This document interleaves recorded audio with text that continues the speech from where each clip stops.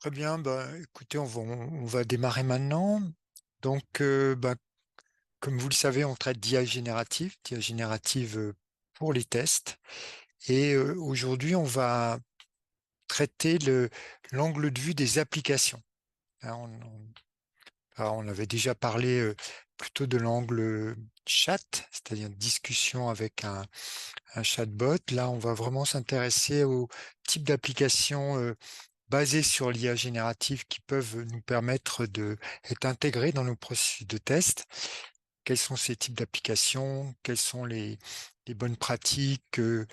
Comment mettre ça en place dans son organisation? Hein, voilà les thématiques. Alors, avant que je démarre, donc ce webinaire vous êtes présenté par Smart Testing et Upskill for IT. Hein. On travaille ensemble en particulier pour finalement diffuser les connaissances sur l'IA générative pour les tests.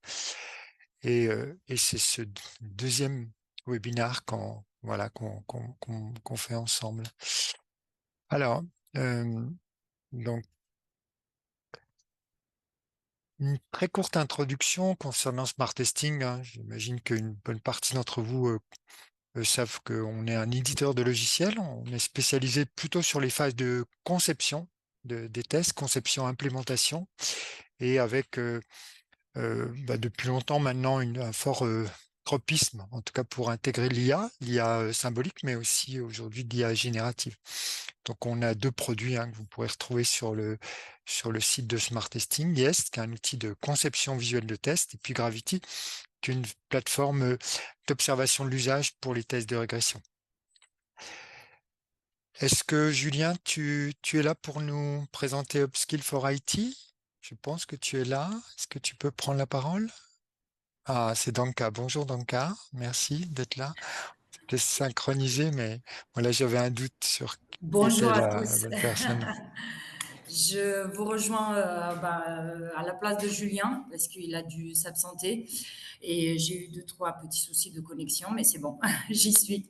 Très bien. Enchantée, je suis chef de produit, chef de projet sur la plateforme Upskill for IT et que, comme Bruno le disait, nous sommes partenaires sur cette formation, sur l'intelligence artificielle et le test.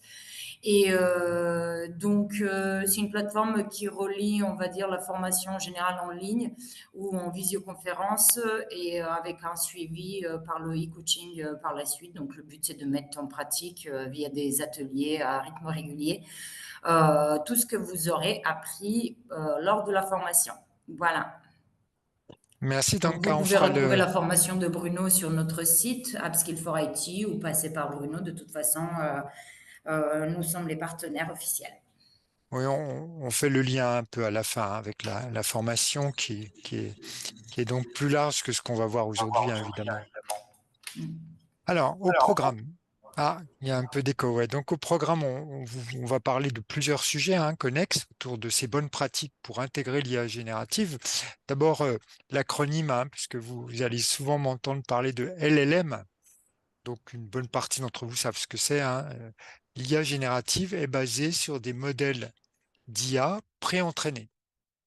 Et ce qui caractérise ces modèles d'IA pré-entraînés, c'est qu'ils sont pré-entraînés sur des très grands volumes de données. En gros, les développeurs comme OpenAI, comme Google, comme Apple, comme Anthropic, pour en citer quatre, vont alimenter ces modèles d'IA, qui sont des grands réseaux de neurones, en les faisant apprendre un ensemble de sources de données extrêmement larges. Et dans ces sources de données, évidemment, il y a des cas de tests, il y a des scripts de tests, il y a des informations sur ce que sont les tests et comment réaliser les tests. Et c'est ça qu'on va évidemment, dont on va bénéficier lorsqu'on utilise l'IA générative. Donc l'acronyme LLM, c'est Large Language Model, parce que ce sont des modèles appris sur des grands volumes textuels qui évidemment s'enrichissent aussi avec des images, vous le savez, aussi avec des vidéos, aussi avec du son.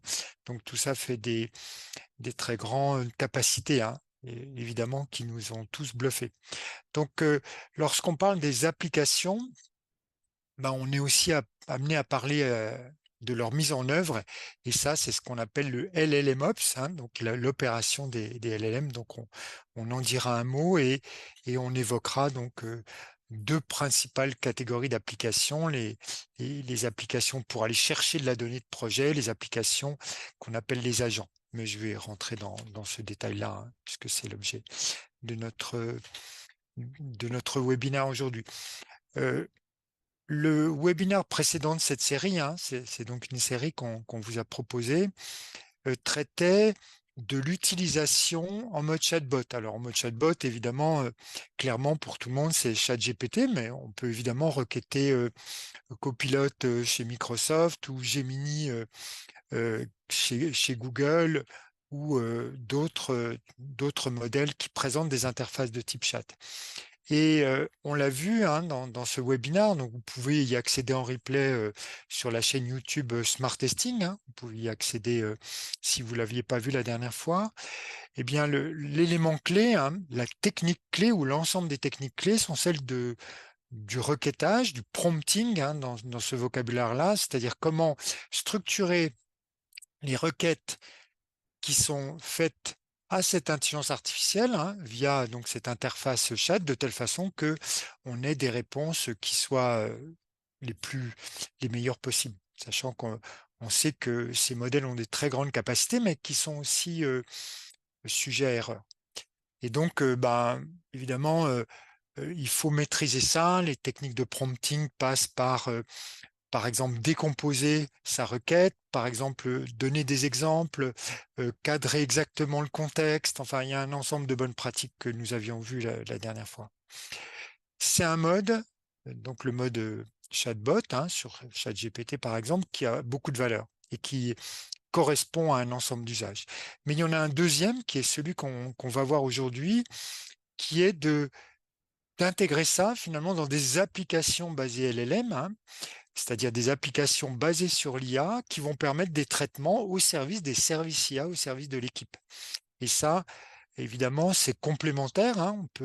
On sera amené, on est amené à utiliser les deux. Et parmi ces applications, il y a ce qu'on appelle le RAG, c'est-à-dire la capacité à aller extraire des informations, par exemple, de ma base documentaire projet, pour pouvoir alimenter ma requête, donc ce que je demande de faire à l'IA ou les questions que je pose à un modèle d'IA.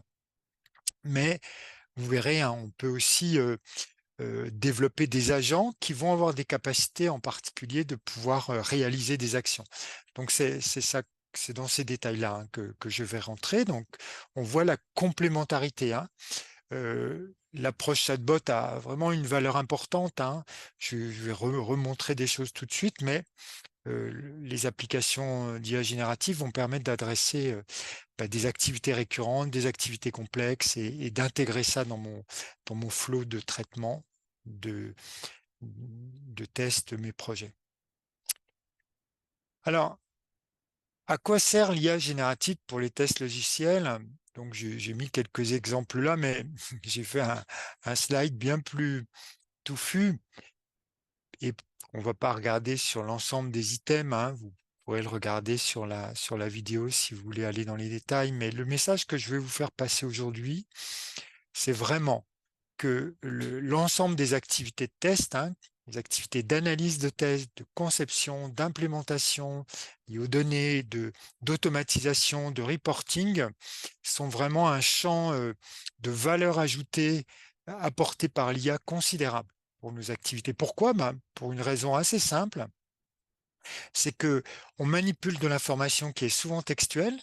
Alors le texte, c'est évidemment des user stories, hein, mais le texte, c'est aussi du code. Le code, c'est du texte, et que ces grands modèles LLM, hein, ces grands modèles d'IA, eh bien leur grande force, c'est d'avoir des capacités justement à traiter ces textes, à l'interpréter de façon sémantique, à faire des liens sémantiques et à être capable de générer, hein, des données nouvelles, de générer des cas de test, de générer du code de test, et que du coup, de ce fait, hein, ça s'applique quand même à beaucoup, beaucoup d'activités qui sont les nôtres. Alors, évidemment, certainement que vous ne voudrez pas tout faire en même temps, mais voilà, ça laisse un champ extrêmement important pour les mois, les années qui viennent de source de productivité en utilisant l'IA dans les tâches et les activités de test qui sont les nôtres. Le premier donc moyen, hein, la première modalité, c'est celle qu'on avait vue la dernière fois, hein, qui consiste à aller requêter, hein. Donc le terme prompt signifie, hein, qu'on réutilise en français, hein, signifie, c'est dénote cette requête, cette instruction que l'on va faire au modèle dans une interface, hein, et qui nous permet d'avoir une réponse, par exemple, générer des cas de test, par exemple, aller optimiser et détecter des redondances dans un ensemble de tests existants. Vous voyez, ça, c'est des tâches courantes que l'on peut faire. Et donc, si je prends cet exemple-là, hein, que vous voyez, alors j'ai ici mon prompt. J'espère que tout le monde voit bien mon écran, hein. Ce prompt, qu'est-ce qu'il dit? Il dit: «Tu es mon assistant de conception de tests logiciels». Alors évidemment, on peut vouvoyer son IA ou on peut la tutoyer. Bah, je tutoie mon IA préférée ou en tout cas toutes celles que j'utilise et je lui donne une instruction: «Génère les cas de test pour la user story suivante à partir des critères d'acceptation donnés et avec une condition préalable». Donc ça veut dire que je l'informe d'abord de quel est son rôle, hein, il est là pour m'assister et ensuite quelle est l'instruction précise et cette instruction, elle devrait être accomplie dans quel contexte, hein, enfin avec quelles données plus précisément. Eh bien, évidemment derrière, alors j'ai séparé pour la lecture, hein, par ce dièse, mais on a la user story qui nous parle de filtres, donc de recherche sur un site de e-commerce. J'ai, ensuite des critères d'acceptation, qui évoquent, finalement le comportement attendu, hein. Et puis, j'ai une condition qui est, finalement les données de test que je sais manipuler. Et donc je lui précise à la fin de quelle façon, le format est attendu, hein. Pour chaque cas de test créé, tu dois proposer un nom au cas de test, les étapes, les résultats attendus, et cetera. Et donc évidemment, j'attends que l'IA, bah, me fournisse des propositions à ça. Donc là, on est maintenant, dans un portail qu'on utilise en interne à Smart Testing, hein. Donc j'aurais pu vous le présenter sur ChatGPT ou sur un autre outil LLM, mais on a, nous, développé à la fois en interne et pour les formations, hein, formations dont parlait Danka tout à l'heure, hein, sur finalement l'initiation à ces techniques-là, enfin l'apprentissage de ces techniques-là. On a développé un portail qui n'est pas un portail, qui n'est pas un produit de l'entreprise, c'est vraiment un usage restreint à la formation, mais qui permet de pouvoir utiliser. Alors, vous voyez, hein, il y en a 12 ici, donc 12 différents LLM de 4 fournisseurs différents, OpenAI, Mistral, avec 3 niveaux de modèles, Perplexity avec le modèle Meta, Code-Lama et puis les derniers modèles anthropiques. Donc, notre objectif là, c'est de pouvoir benchmarker finalement ces modèles sur des cas d'usage de test et en étant voilà, dans les derniers, parce que vous savez que le domaine avance rapidement et de pouvoir être donc avec les modèles les plus performants, mais aussi d'avoir des modèles plus petits parce que ça nous intéresse, hein, de voir comment se comporte un modèle plus petit parce que si le modèle plus petit fait le job, alors c'est mieux que d'utiliser un modèle plus coûteux. Mais vous voyez. Alors ici, je peux comparer 3 modèles, jusqu'à 3 modèles en parallèle. Là, j'en ai pris 2 et j'ai copié donc, alors je le fais pas en live, hein, pour gagner quelques secondes, mais j'ai copié donc le prompt que vous avez vu précédemment, la requête, hein, qui demande la génération de cas de test. Et puis derrière, j'ai choisi 2 modèles, celui de Mistral, le grand de Mistral, et puis un des modèles, une des dernières versions de Claude, mais qui est la version la plus petite, en tout cas la moins coûteuse du point de vue de son usage, puisque voilà, mais qui en tout cas suffit sur cet exemple-là, c'est ce qui m'intéresse. Et vous voyez les résultats. Donc, alors, qu'est-ce que je peux noter de ces résultats? déjà qu'ils sont assez bien formatés, que les modèles ont bien compris, ce que j'attendais, qu'ils ont bien traité le cas, du point de vue de la condition préalable, qu'ils sont à même de me proposer plusieurs cas de test avec des étapes, clairement définies, des résultats aussi clairement définis, qu'il y a une certaine complémentarité entre les 2. Ça, c'est intéressant, ça veut dire que lorsqu'on utilise plusieurs modèles, on peut augmenter les résultats et que finalement, c'est certainement pas la version finale de ce que je veux faire, absolument pas, mais voilà, j'ai, ici gagné un peu de temps, à la fois on voit bien que je peux reprendre ça, l'exporter et cetera. Donc on replace bien l'IA à l'endroit où on veut la mettre, c'est-à-dire pour nous assister dans des activités qui sont des activités de traitement de l'information, hein, et puis de génération, mais c'est nous qui sommes, nous, testeurs, concepteurs de tests, c'est nous qui allons exploiter ça pour gagner du temps, mais qui avons le savoir-faire pour finalement décider qu'est-ce qu'on va retenir, comment on va compléter, comment on amende, et puis éventuellement donc s'inspirer des deux modèles que vous voyez, des résultats ici des deux modèles.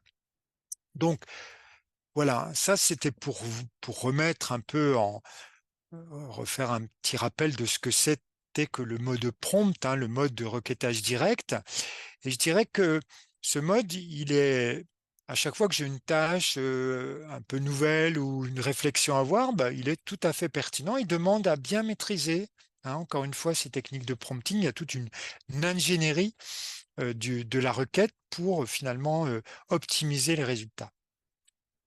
Alors, il y a une question qui se pose, c'est finalement quelle est la qualité. Il se trouve qu'il y a une publication assez récente d'une étude qui, alors, évidemment, qui vaut ce qu'elle vaut, hein, puisqu'elle n'a travaillé que sur c'est des tests fonctionnels, sur 3 thématiques visant à comparer les résultats d'une IA, en l'occurrence, ça doit être GPT-4 de mémoire, enfin, et d'humains, enfin les résultats humains sur la complétude de la couverture à partir de spécifications qui sont données, les deux étant donnés de la même façon. Donc les requêtes ont été faites et il y a 5 personnes testeurs qui ont été comparées. On regarde les résultats moyens. Le point le plus important que je voudrais mettre en évidence, hein, c'est la synergie. Et ce qui apparaît vraiment intéressant, c'est que finalement, ce qu'apporte l'IA et ce qu'apporte les humains est en général en partie complémentaire et que lorsque on agrège les deux, hein, lorsque l'humain s'appuie sur l'IA, eh bien finalement on va arriver à des taux de couverture, hein, à partir d'un référentiel, hein, qui avait été fait manuellement, mais à partir d'une base disons, d'attente de la couverture de test, bah, à des résultats qui sont quand même pas mal.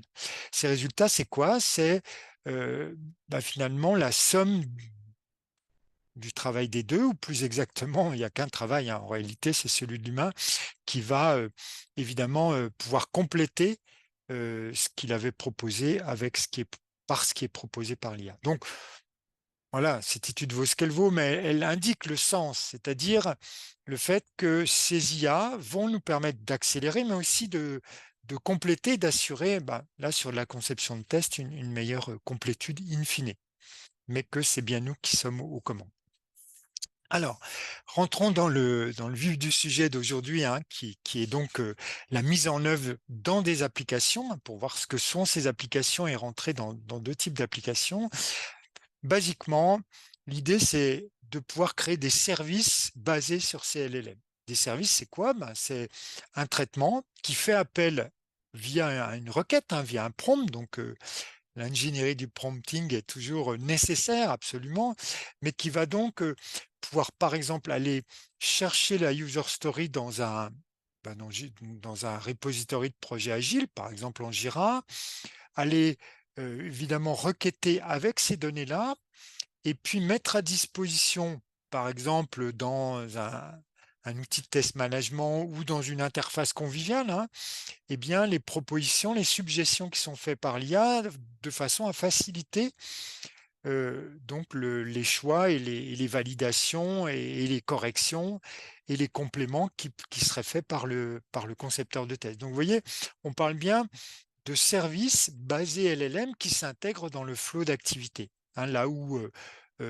bah, évidemment en mode chatbot, c'est plus au coup par coup d'une certaine façon. Donc là, on parle de traitements, fréquents, récurrents.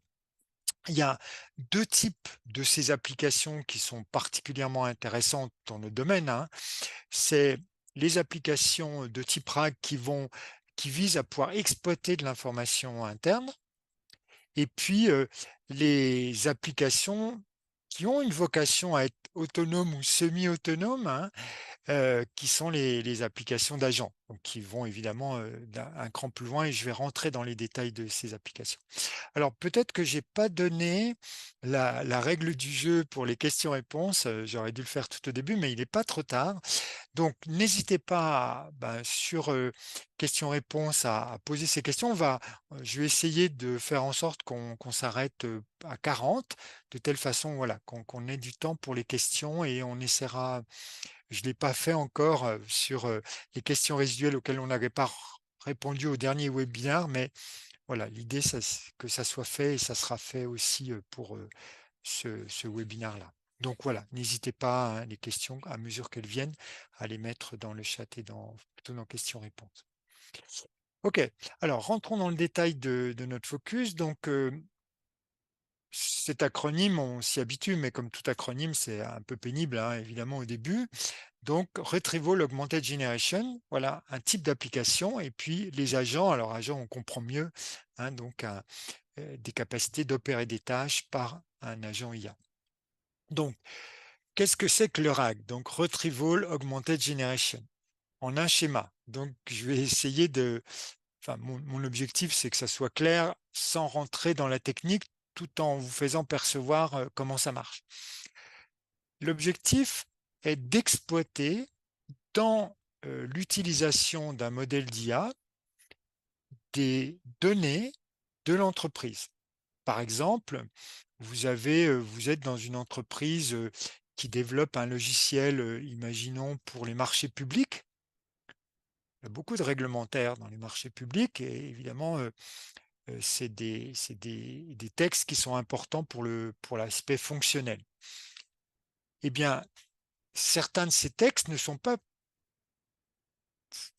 a priori, peuvent ne pas être connus ou bon, prenons l'hypothèse que ces textes ne sont pas connus dans les données d'apprentissage, du modèle, de GPT-3, de GPT-4 que vous utilisez parce que, il n'avait pas eu accès à ces informations-là et pourtant elles sont importantes dans, évidemment, les tâches que vous allez, faire à l'IA. Eh bien, le RAG est fait pour ça. Donc ça consiste en une phase de préparation qui consiste à analyser les documents de telle façon qu'on va segmenter en extraits et encoder ça dans ce qu'on appelle des embeddings, mais qui en gros sont l'encodage numérique classique qui est fait dans les réseaux de neurones. Donc il y a une préparation de la donnée qui permet d'avoir dans une base, non pas sous une forme native, mais sous une forme adaptée aux algorithmes d'IA, l'ensemble de la documentation que vous voulez exploiter.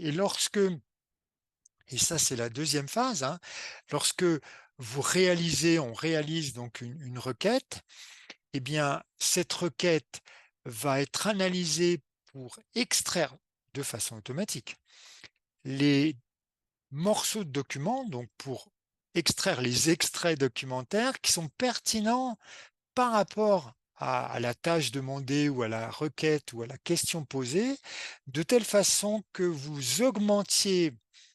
le système augmente votre requête avant de la passer au modèle IA par les informations privées, par les informations qui, en- qui sont celles que vous mettez à disposition du système.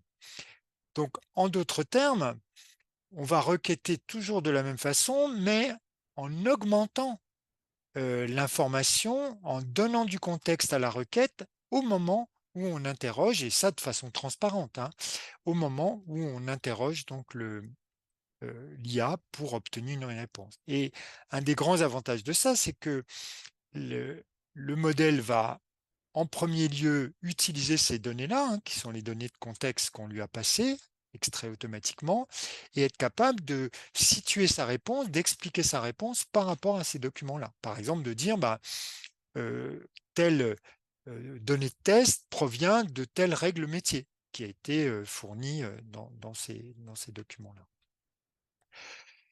Alors, ça a plein ça a plein d'objets, ça a plein d'utilités, hein. J'ai pris un exemple ici, on va le regarder en quelques secondes.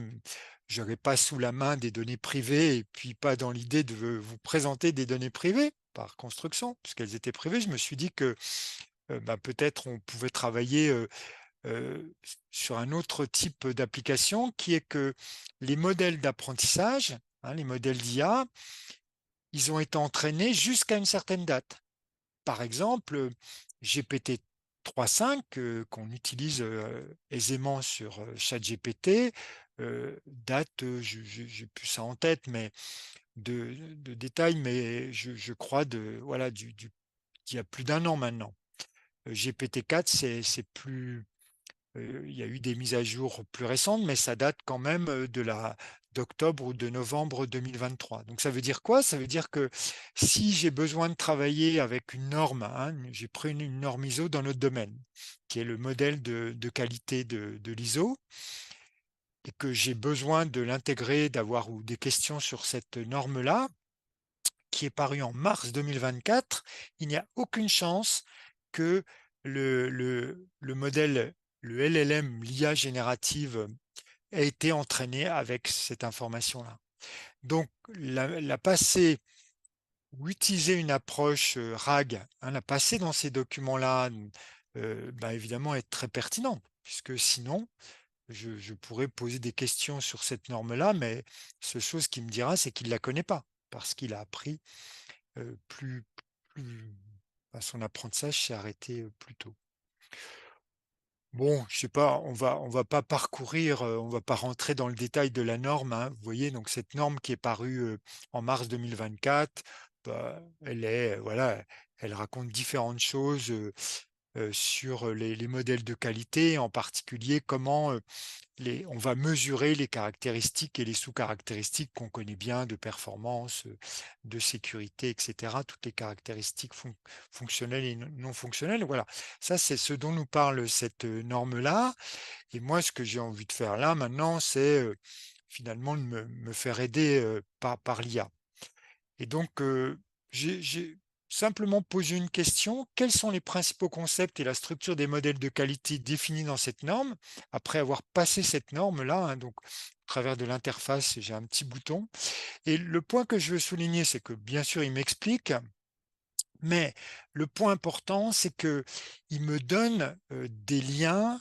Sa réponse, il va me la situer par rapport au document lui-même. Il va dire, bah voilà, telle partie de l'information à tel endroit, telle autre partie à tel endroit. Et donc, vous voyez bien, on se projette tout de suite hein, sur cette fonction-là dans notre contexte, qui est que si on a, par exemple, un wiki d'entreprise avec différents documents métiers, ils vont pouvoir être exploités et être utiles, par exemple, lorsqu'on est en train de s'intéresser aux classes d'équivalence sur les données d'assurance, si on est dans l'assurance, etc. Vous voyez, donc c'est une application basée LLM, puisque c'est bien un modèle d'IA générative, un LLM qui est interrogé, mais avec donc cette phase applicative, cette phase de préparation. Hein, je reviens à mes slides là. Donc cette phase de préparation qui vise à extraire la bonne information pour pouvoir interroger le modèle. Alors, quels sont les avantages? Ben, je viens de les évoquer, hein. On travaille sur les données actuelles, sur des données privées, les données de mon organisation, qui sont certainement pas mises à disposition de OpenAI pour entraîner GPT hein, ou d'un autre fournisseur. Ça a aussi un effet sur l'amélioration de l'exactitude parce que il va pointer, il va pouvoir exploiter des informations spécifiques, donc ça aide à réduire ce qu'on appelle les hallucinations, hein, les erreurs du modèle, et puis ça aide à avoir de l'explication, parce que là, le modèle n'est pas capable d'expliquer sa réponse, hein, vous avez vu ça, les modèles d'IA générative ne savent pas expliquer leur réponse vis-à-vis des connaissances apprises, il y a trop de volume de données, ce n'est pas il y a trop de combinaisons de données. Par contre, à partir d'un RAG, oui, Le RAG permet ça, hein, de pouvoir avoir cette explication-là. Après, ben, bien sûr, hein, qu'il y a des points d'attention parce qu'on va avoir une chaîne un peu plus complexe. On en a des temps de traitement aussi, hein, qui interviennent puisque il y a le calcul des extraits, il faut faire la mise à jour. Et puis évidemment, si les données sont de mauvaise qualité, on risque d'avoir plus d'erreurs liées au fait qu'on va exploiter des données qui sont fausses. Donc il faut être très vigilant dans la qualité des données dans une chaîne qui exploite donc cette extraction, hein, qu'on appelle RAG. Et puis il y a d'autres considérations plus techniques sur la façon dont on le configure, hein, ce qu'on appelle les hyperparamètres, par exemple dans la taille des extraits, dans la façon dont on va sélectionner les extraits. Enfin, il y a quand même des petits enjeux techniques.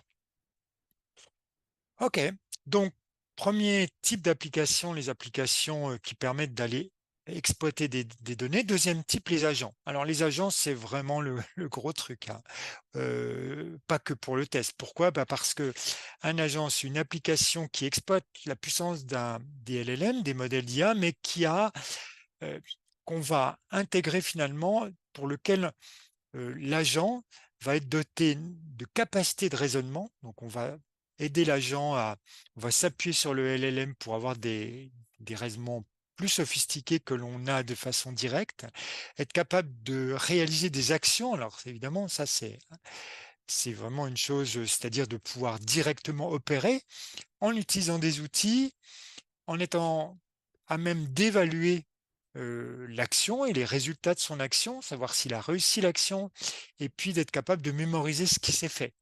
Donc tout ça, ça donne évidemment des capacités assez puissantes, hein. Je vais vous montrer un exemple sur lequel on travaille à Smart Testing, donc d'un agent testeur. Et c'est voilà, c'est une architecture qui aujourd'hui est bien documentée, bien outillée. Il y a beaucoup de comment dire, d'environnements qui sont en train d'être ou qui sont disponibles pour pouvoir développer ces agents-là, qui basiquement, hein, sont quand même, appuyés sur les LLM, sur les modèles de langage. Alors, lorsqu'on parle raisonnement, hein, qui est quand même le cœur du sujet, il faut avoir en tête que un modèle d'IA générative qui est assez bluffant n'est pas très fort en raisonnement, en fait, parce que ce sont des modèles dont l'algorithme de base est un algorithme qui permet d'aller générer la donnée suivante dans ce qui est le plus vraisemblable par rapport à ce qui a été appris. Donc, c'est pas du raisonnement, là, c'est vraiment un modèle de calcul du token suivant, si vous voulez, du mot suivant. Alors, pour autant, on a des capacités, par analogie, il est capable de retrouver des choses qui s'assimilent à du raisonnement, mais dès que ça devient un peu complexe, c'est quand même plus difficile. C'est pour ça que, par exemple, des problèmes d'arithmétique sont assez difficiles en réalité pour une IA générative, mais qu'on a des moyens d'aider à la qualité de ce raisonnement. Et les moyens, c'est de, vous voyez, hein, ici à gauche, on a le schéma classique, hein, on a demandé et obtenu une sortie. On peut décomposer nos demandes et ça a beaucoup de valeur. On en avait parlé la dernière fois, c'est-à-dire y aller pas à pas, par petites tâches, mais on va pouvoir demander au LLM de lui-même de réfléchir au plan. Et c'est assez important. Lorsqu'on demande au modèle de structurer et de faire par étapes, il va se mettre en condition justement d'avoir un raisonnement plus élaboré. Et lorsqu'on lui demande d'évaluer le résultat de ces étapes, hein, c'est ce qui est fait ici dans les algorithmes de pensée, c'est-à-dire d'être capable de revenir en arrière, c'est ce que font les agents. Alors là, on arrive à un degré plus élevé de capacité, c'est-à-dire de pouvoir traiter de façon intelligente des tâches assez complexes, hein. C'est ça finalement qui est à la base des agents, ces capacités de raisonnement dans lequel on fait appel au LLM pour structurer les étapes et les réaliser. Alors, le développement qu'on a, hein, là, dont je vais vous parler, il est évidemment un sujet que tout le monde comprend dans notre milieu, hein. Donc, on a des tests manuels et ces tests manuels, hein, donc on a une suite de tests, 4 tests manuels qu'on a développés donc pour notre application.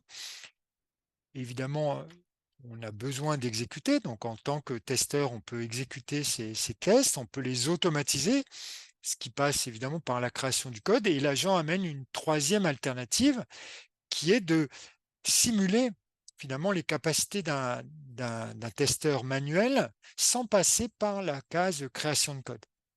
Alors vous allez me dire, waouh, mais oui, waouh, parce que finalement, ce qu'on invoque dans cette puissance-là, hein, c'est justement ces capacités d'interprétation des pas de test par l'IA et la capacité à aller choisir les bons outils dans une panel d'outils pour pouvoir donc réaliser les exécutions. Hein, si je prends donc l'architecture de notre Gérald, c'est le petit nom qu'on a donné à notre agent testeur, hein, notre prototype d'agent testeur.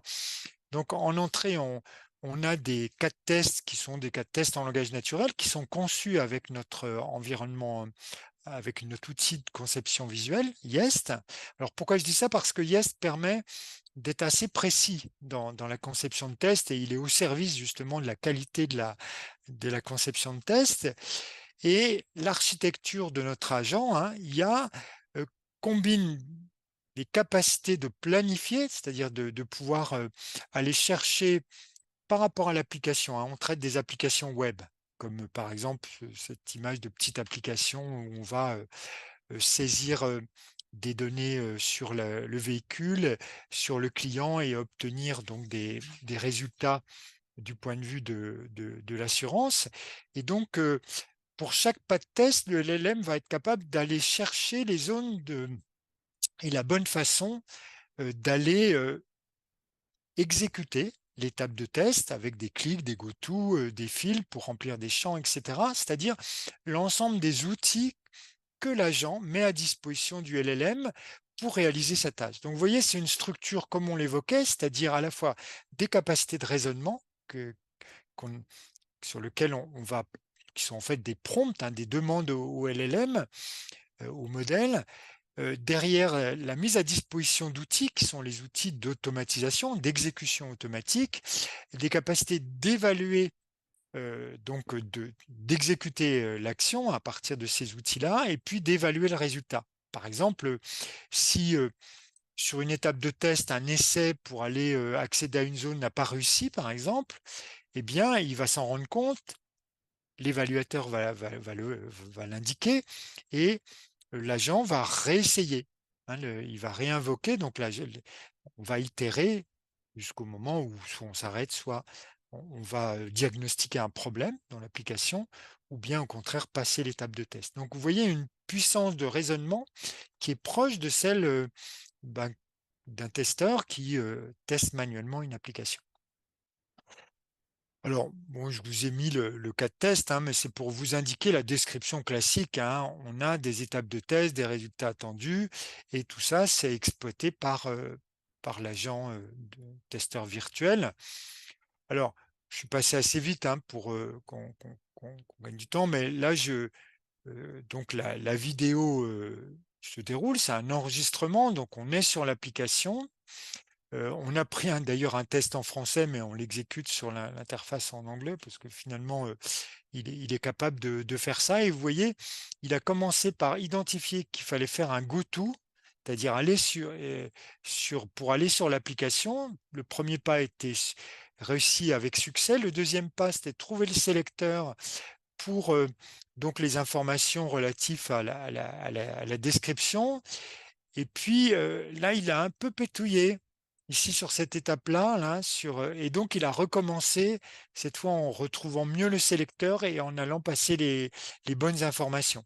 Puis voilà, il continue, hein, donc pas à pas, c'est-à-dire que l'ensemble des étapes de test, des pas de test, y compris les résultats attendus, sont réalisés pas à pas, avec certaines fois où il n'y arrive pas et où il recommence. Là, on voit qu'il arrive à passer donc la marque de la voiture, l'option, le type d'énergie, enfin là c'est du diesel, etc. Vous voyez?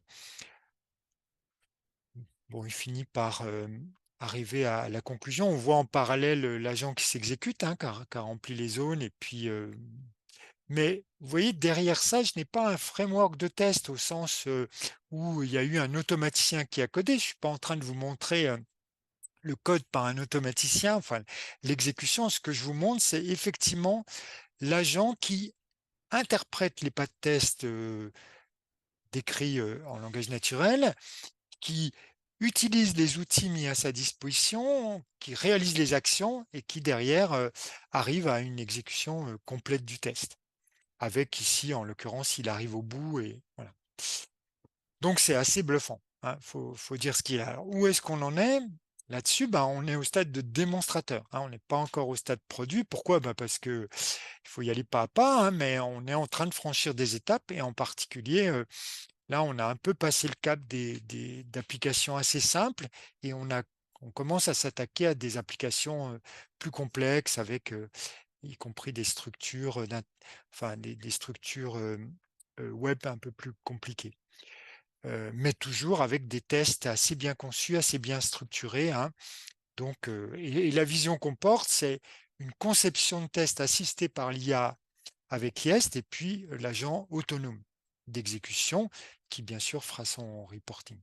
Donc, vous voyez, ça vous donne un exemple, hein. Je veux dire, mon objectif ici, c'est de vous montrer que l'IA générative peut être utilisée en requête simple, mais qu'elle peut être utilisée dans des applications et que parmi ces applications, il y a les agents IA et que ça ouvre des belles perspectives. Et que, voilà, ça évidemment nécessite la mise au point du travail de l'ingénierie, hein, mais voilà, les perspectives sont clairement sur la table. Alors, il y a deux sujets que je veux traiter, hein, avant qu'on échange, et je suis un peu en retard, un peu comme d'habitude d'ailleurs, parce qu'il y a beaucoup de matière, hein. Le premier sujet qui nous reste sur ces deux, c'est donc fine tuning. Alors, fine tuning, c'est quoi? C'est que on a des grands modèles qui sont préentraînés, et puis il y a des techniques pour finalement adapter ces modèles-là à une tâche précise. Et le message, donc je vais être un peu en synthèse, hein, on a nous cette expérience-là dans le produit Gravity où on utilise un modèle plus petit, donc de la boîte française Mistral, donc le plus petit modèle de Mistral, qui fait quand même déjà 7 milliards de paramètres, donc 7B, ça veut dire 7 milliards de paramètres, mais c'est quand même un petit modèle, hein, beaucoup plus petit que GPT-3.5 par exemple, que vous pouvez utiliser chez OpenAI. Et qu'est-ce qu'on s'aperçoit? C'est que quand on l'adapte, on fait une phase d'entraînement complémentaire, hein, voilà, c'est ce que dit ce schéma-là. Je pars de Mistral. C'est une tâche qui consiste à analyser des traces pour les décrire. Et en lui faisant une phase d'entraînement complémentaire, mais avec quelques centaines d'items, hein, pas du tout les milliards d'informations initiales, juste quelques centaines, donc des choses qui sont faciles à mettre au point, eh bien, j'obtiens des résultats aussi bons qu'un très gros modèle sur cette tâche-là. Donc, c'est très important parce que ça veut dire qu'on n'est pas forcément obligé d'utiliser des très gros modèles. Si on a une tâche bien précise, on peut, voilà, adapter, fine-tuner donc un modèle plus petit et ça sera beaucoup plus économique, hein. Ce modèle est open source, on ne paye pas pour son exploitation. Voilà. Donc, voilà, c'est sur la table, hein. Ce sont des techniques importantes, ce sont des techniques que nous, on utilise par exemple pour justement diminuer les coûts d'opération. C'est ce que j'ai résumé ici, hein. C'est-à-dire, ça a de la valeur de pouvoir fine-tuner, adapter un modèle plus petit. Ça permet aussi de travailler sur l'amélioration de la performance, justement, avec cette phase d'entraînement complémentaire. Mais il y a quand même des difficultés parce que ça demande une ingénierie avec des compétences. On ne sait pas toujours expliquer dans les résultats ce qui tient de l'apprentissage initial et du fine-tuning. Donc, la qualité des données est très importante. Donc voilà, il y a quand même des sujets un petit peu difficiles. Le dernier sujet, donc vous voyez, j'ai un petit peu accéléré, hein, donc fine-tuning, c'est adapter des modèles à un usage particulier, ça a beaucoup de valeur. Et puis le dernier sujet, c'est que il faut opérer. Opérer, ça veut dire quoi? C'est que quand on fait une application, bah, par exemple, avoir une infrastructure, mais aussi une chaîne d'opérations qui permettent de faire en sorte que ça soit disponible au sein de l'entreprise et que ça, ben, ça nécessite d'y penser assez tôt dans la réflexion autour du développement d'applications, basées IA générative, dans notre, par exemple pour les tests, de façon à pouvoir avoir, finalement, quelque chose d'utilisable et de performant à l'arrivée, hein. Et heu, je voudrais dire au passage que l'IA générative, comme vous le voyez, offre plein de promesses, mais que évidemment ça il y a un ensemble de conditions de de bon usage, dont évidemment les questions opératives, mais on a vu aussi les questions liées au prompting et que ça nécessite de définir clairement une stratégie, hein. Quelle priorité on se donne, comment on s'organise, comment on forme les gens, et cetera. Et que, on en fera le sujet d'un prochain webinaire. Alors, pas aussi proche que les 2 qu'on vient de faire, puisqu'on laissera passer la Journée française des tests logiciels là, qui a lieu les 10 et 11 juin. Il y a plusieurs sujets autour de l'IA, mais voilà, je pense que fin juin, on vous passera la date. Parce que vraiment, définir une stratégie dans l'organisation QA par exemple, c'est vraiment très important pour faire les choses de façon maîtrisée et rationnelle. Voilà, donc j'ai fini, hein, je vous donne le lien sur la formation parce que évidemment en 45 minutes, hein, on peut pas rentrer dans tous les aspects, dans tous les détails et puis, tout présenter, mais voilà, vous avez cette formation à votre disposition et puis je suis ouvert aux questions. Donc, Orlan, je crois que je vais avoir besoin de toi pour m'aider sur les questions, pour qu'on soit sûr de tout traiter. Oui, très bien, pas de souci.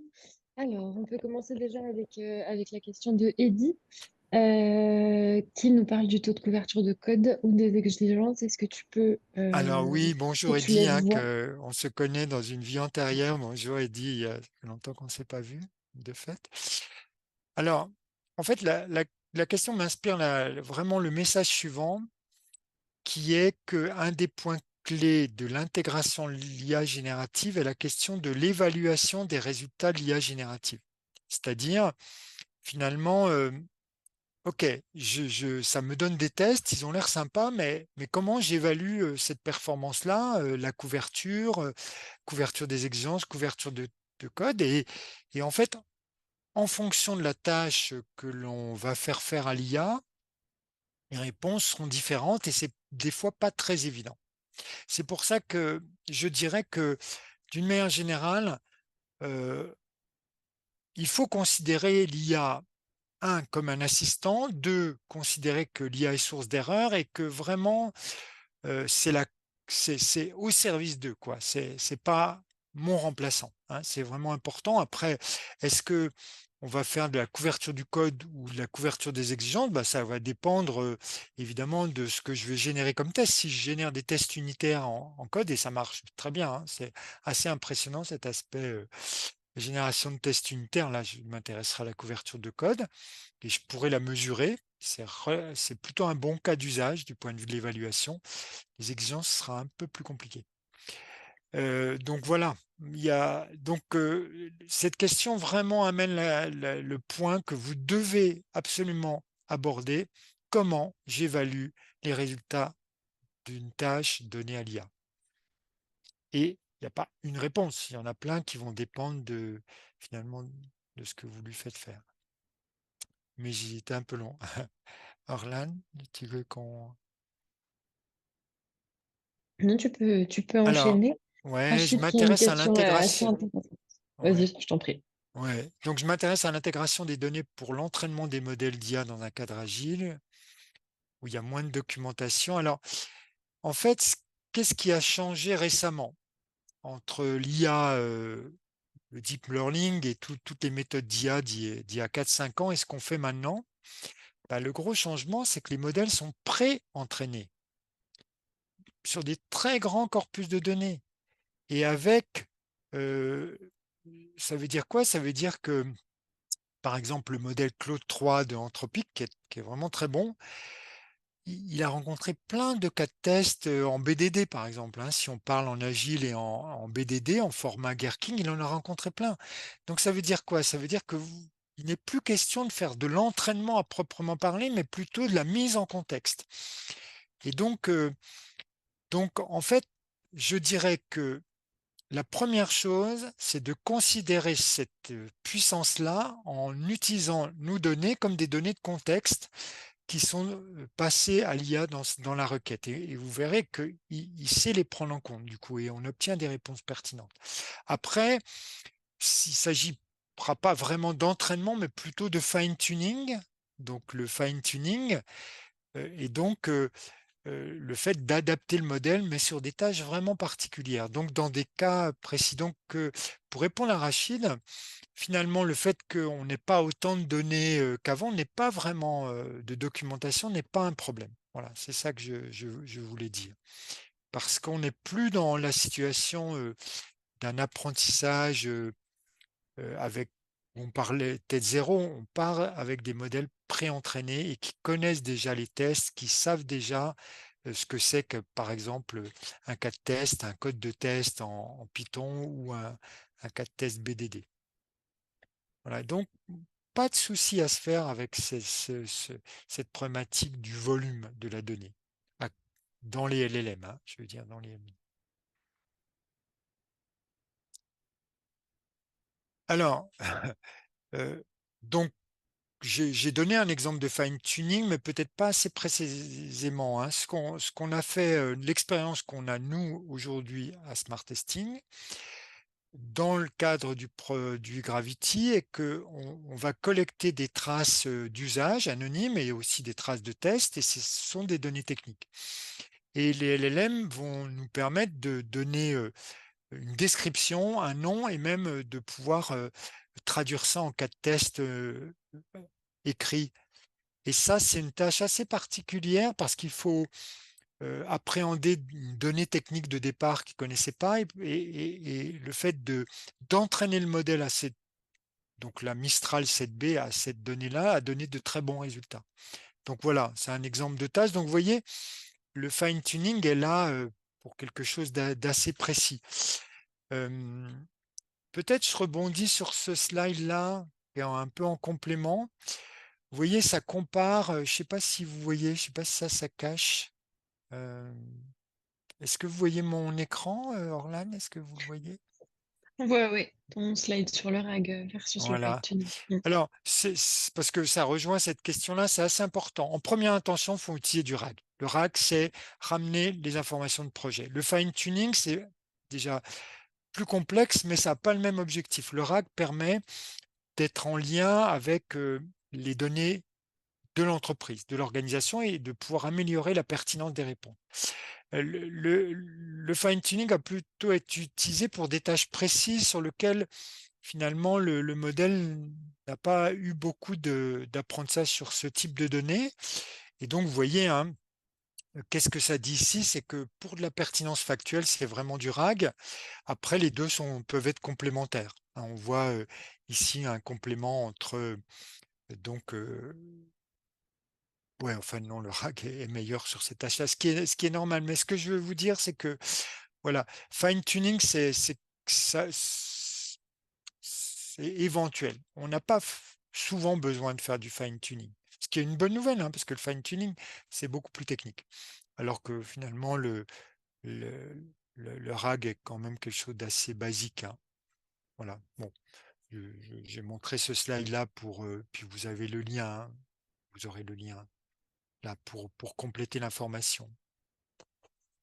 Donc il y a Vincent qui pose la question suivante. Alors, en fait, Vincent, je dirais que si on a des cas déterministes, alors il ne faut pas utiliser l'IA générative. Non, il faut utiliser un bon vieil algorithme. Non, mais ce que je veux dire par là, c'est que c'est la magie, le pouvoir, la puissance enfin, de ces modèles-là, c'est qu'ils ont été nourris avec tellement d'informations que ça va permettre d'avoir une vraie créativité, de générer des choses nouvelles. Et que si on est déterministe, alors c'est de l'algorithmique, c'est pas de l'IA générative qui n'est pas du tout algorithmique. Hein. Et donc, bien sûr qu'il y a des difficultés. C'est-à-dire que Du coup, comme cette IA s'appuie sur énormément de données, que c'est des process stochastiques, on va dire, donc non déterministes, j'ai beaucoup de... Bien sûr, ça peut faillir et ça faillit, mais en même temps, ça donne souvent beaucoup de valeur. Donc, il faut profiter de cette valeur-là sous le contrôle de l'ingénieur. Voilà mon. Et si c'est déterministe, bah, faisons de l'informatique classique parce que ça coûte quand même très cher d'utiliser un grand modèle, très cher en énergie, en coût d'abonnement, etc. Vous voyez. Je ne sais pas si mon message était clair, mais je veux dire, là, il y a vraiment une puissance nouvelle, hein, avec les grands modèles préentraînés et on a beaucoup, beaucoup de valeur à aller chercher en termes d'accélération et de productivité. Mais il faut accepter ce qui vient avec, hein, c'est-à-dire non, ça ne marchera jamais à 100%. Oui, le chef, c'est l'humain, c'est pas l'IA. Oui, etc. Vous voyez ce que je veux dire? Donc, à notre service. Merci, Vincent. Il nous reste 3 minutes. Est-ce que y a quelqu'un qui va encore poser une question? On a le temps pour une dernière question.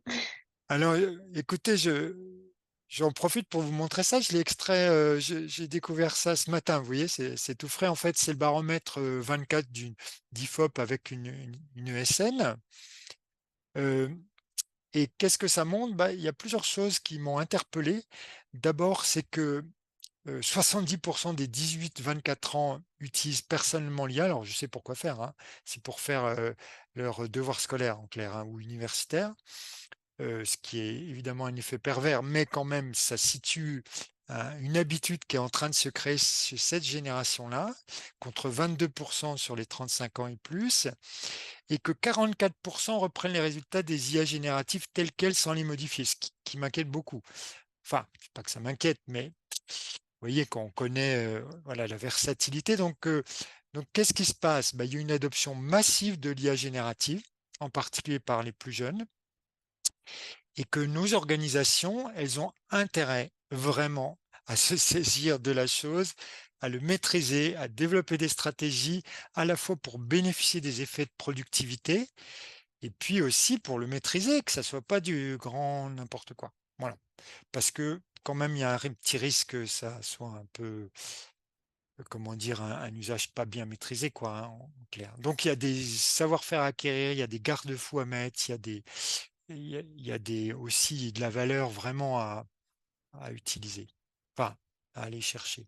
Voilà.